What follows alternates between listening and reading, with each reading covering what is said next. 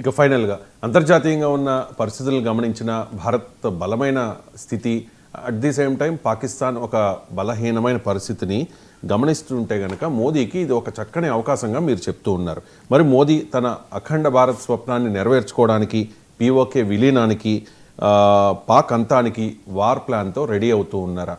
India పాకిస్తాన్ల మధ్య యుద్ధం జరిగితే అదే ఆఖరి యుద్ధం అని చెప్పి పలు విశ్లేషణల్లో మీరు చెప్తూ ఉన్నారు. ఇప్పుడు కూడా అదే చెప్తూ ఉన్నారు. మరి ఎప్పుడు యుద్ధం? ఎస్ అండి, ఈసారి యుద్ధం జరిగితే that would be the last war between Pakistan and India. India పాకిస్తాన్ల మధ్య అది ఆఖరి యుద్ధం, అది 6వ యుద్ధం అయితే ఆఖరి యుద్ధం అండి. ఎందుకంటే ఇప్పుడు పరిస్థితులను జాగ్రత్తగా అంటే మెటిక్యులస్గా అబ్జర్వ్ చేయగలిగితే ఆపరేషన్ త్రిశూల్ అనేది ఒకటి జరుగుతుంది.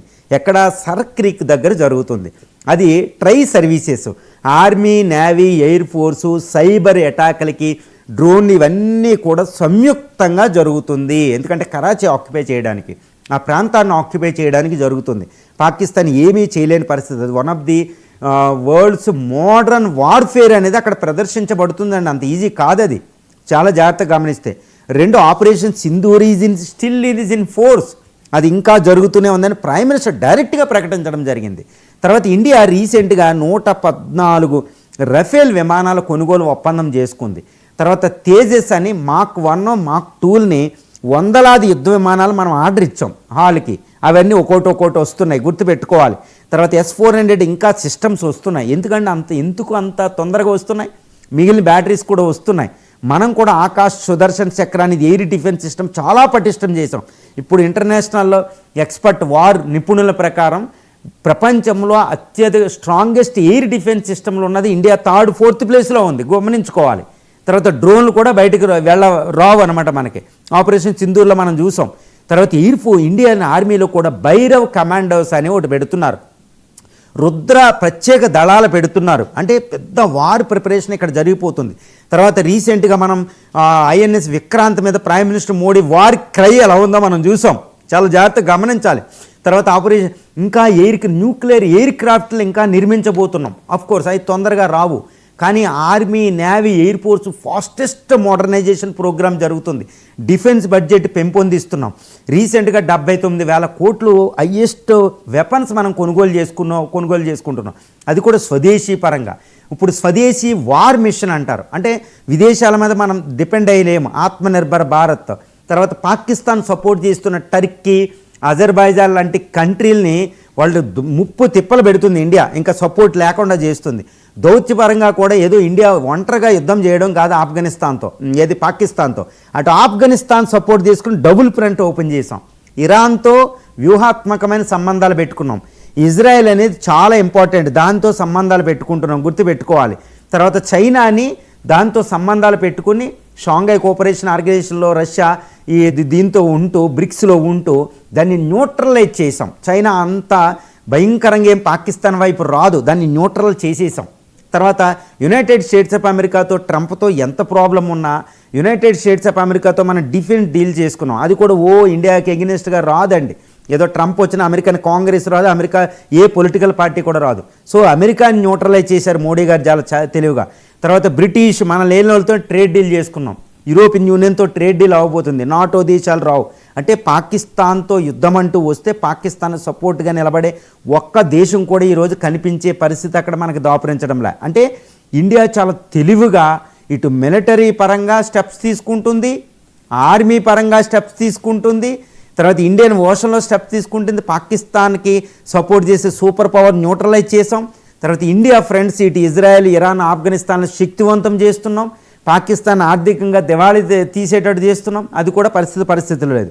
కాబట్టి ఒక చారిత్రాత్మకమైన ఆపర్చునిటీ ఇలాంటిదే 1971లో ఇందిరాకు వస్తే ఆవిడ చక్కగా 2 ముక్కలు చేసి పెట్టింది.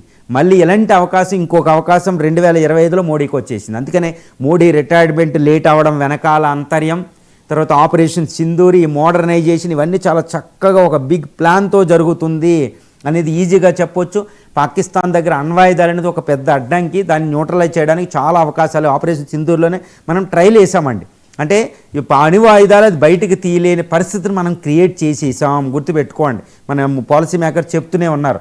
కాబట్టి ఇటు అటాక్ అంటూ జరిగితే సలామీ స్ట్రైక్స్ అని, టాక్టికల్ వ్యూహం ప్రకారం, ఒక మోడర్న్ వార్ఫేర్ ప్రకారం డైరెక్ట్గా ఇటు కరాచీ, లాహోర్లో ఆక్యుపై చేయడం, తర్వాత వెంటనే బలూచిస్తాన్ స్వతంత్ర దేశంగా ప్రకటించడం, ఖైబర్ పఖ్తూన్ఖ్వా ఈ జోరాన్ లైన్ దగ్గర ఆఫ్ఘనిస్తాన్ తనకు బోర్డర్ ఉన్న దాన్ని తీసేసుకోవడం, తర్వాత సింధు ప్రావిన్స్ కొన్ని ఏరియాలు మనకు అనుకూలంగా రావడం, మనలో కలిపేసుకోవడం, ఏది పంజాబు మిగిలిన ప్రావిన్స్ని, సింధు ప్రావిన్స్ని, గుజరాత్ ప్రాంతాన్ని మనం కలిపేసుకుంటాం. ఎందుకంటే చారిత్రాత్మకంగా మన ప్రాంతం అది, అక్కడ డివైడ్ చేయడానికి ఉండదు. అంటే ఏది పంచ నదులున్న డెల్టా ప్రాంతం అంటారు, ఇండస్ వ్యాలీ సివిలైజేషన్ ఉన్న దాన్ని. బలూచిస్తాన్ ఒక దేశంగా ఏర్పడినా మన కంట్రోల్లో ఉంటుంది.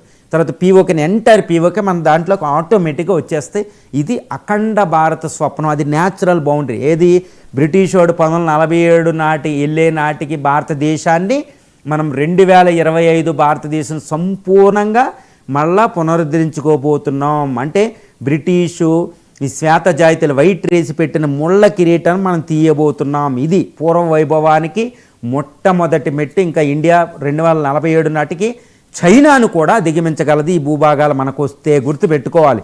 అంటే చరిత్రలో మనం కాలగర్భంలో మనం భారతదేశ చరిత్రని చాలా జాగ్రత్తగా గమనించాలండి. ప్రపంచ చరిత్రను గమనించాలి. ఒక సామెత ఉంటుంది, వాళ్ళ బళ్ళు అవుతాయి బళ్ళు వాళ్ళు అవుతాయని.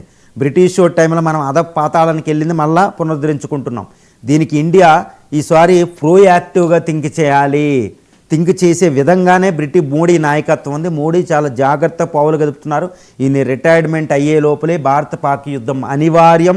ఎందుకంటే పాకిస్తాన్ కూడా అటు యుద్ధం చేసే పరిస్థితిలోనే ఉంది. టెర్రరిస్టులు ఆగరు, దానివల్ల ఆర్మీ ఆగదు, ప్రజలు ఊరుకోరు ఇండస్ వాటర్ లేకపోతే. కాబట్టి వాళ్ళు యుద్ధం చేయాలి. ఆ యుద్ధం మనం కూడా యుద్ధం వస్తే చాలు జాగ్రత్తగా ఉందామని ఇండియా ప్లాన్ చేస్తుంది. ఇండియా త్వరలోనే భారత పాక్ యుద్ధం అండి, నేను అంటున్నానని కాదు, భయపెట్టడం కాదు, ఏమీ కాదు. ఇప్పుడు భారత పాకిస్తాన్ల మధ్య ఉన్న ప్రస్తుత వాతావరణం, మిలిటరీ, అంతర్జాతీయ పరిస్థితులు అనుకూలంగా చూస్తే 100కి 100% భారత పాక్ల మధ్య యుద్ధం త్వరలో ప్రారంభం అవ్వబోతుంది. ఈ యుద్ధం భారత్ ఆల్రెడీ రెడీగా ఉంది, మోడర్న్ వారిపేరుతో సంసిద్ధంగా ఉంది. కాబట్టి మొన్న ఆపరేషన్ సింధూర్ 4 రోజుల్లాగా కేవలం 10 రోజుల్లోనే ఎక్కడికక్కడ ముగించి పాక్ని 3 ముక్కలు చేసి ఇటు పీఓకేని ఈ సింధ్ పంజాబ్ ప్రావిన్స్లో గుజరాత్ సర్క్రీక్ దగ్గర ఉన్న ప్రాంతాన్ని ఆక్యుపై చేసుకోవడం, ఇటు కరాచీ, లాహోర్ వరకే ఈ ప్రాంతం. బలూచిస్తాన్ ఒక కంట్రీ చేయడం, ఆఫ్ఘనిస్తాన్ కొంత భూభాగాన్ని కలపడం, జోరాన్ లైన్ దగ్గర ఆఫ్ఘనిస్తాన్తో మంచి మిత్రత్వం ఉండడం. ఇది చేసిన రోజున ఇంకా బంగ్లాదేశు, నేపాల్, ఇటు శ్రీలంక, మాల్దీవులు మిగిలిన దేశాలు ఇండియా కంట్రోల్లో ఉంటాయి. ఆ కంట్రోల్లో ఉంటే భారతదేశంలో భూభాగం అంటే అఖండ భారత స్వప్నం మోడీ రిటైర్మెంట్ రోజుకి జరగబోతుంది. ఇది నిజంగా ఒక పరిస్థితి అన్నీ అనుకూలంగా ఏదో సడన్గా జరుగుతుంది కాదండి. ఎప్పుడు కూడా యుద్ధం ఒక దేశం, అతిపెద్ద దేశం తీసుకొస్తుందంటే దాని వెనకాల ఎంతో ప్రిపరేషన్ ఉంటుంది. ఇప్పుడు ఈ పరిస్థితిని చాలా లోతుగా గమనిస్తే జరిగేది ఇదే. అది కూడా అతి త్వరలో జరగబోతుంది. యుఎస్ చైనాని న్యూట్రల్ చేసాం. ఈరోజు సైలెంట్గా ఉండాల్సినవి అవి, ఇంకా వేరేది లేదు. చూడండి ఆపరేషన్ సింధూర్లో అవి ఎంత సైలెంట్గా ఉన్నాయి. మనం పాకిస్తాన్ కొడుతుంటే, వాళ్ళ ఆటం బాంబులు కొడుతుంటే, నూర్ఖాన్ ఎయిర్ బేస్ని అటాక్ చేస్తుంటే అవి భయపడిపోని చైనా కూడా న్యూట్రల్గా సైలెంట్గా ఉంటాయి. వాళ్ళ పరిస్థితులు వాళ్ళకున్నాయి.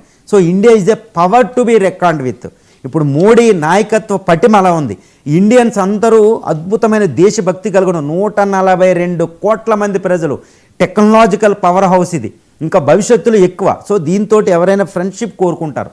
దీన్ని అడ్వాంటేజ్ తీసుకుని మన పూర్వ వైభవం రావాలి అంటే పాకిస్తాన్ అస్తిత్వం ఉండకూడదు. ఇది మోడీ సంకల్పం, మహాసంకల్పం అని చెప్పొచ్చు. ఇది భారతీయుల సంకల్పం.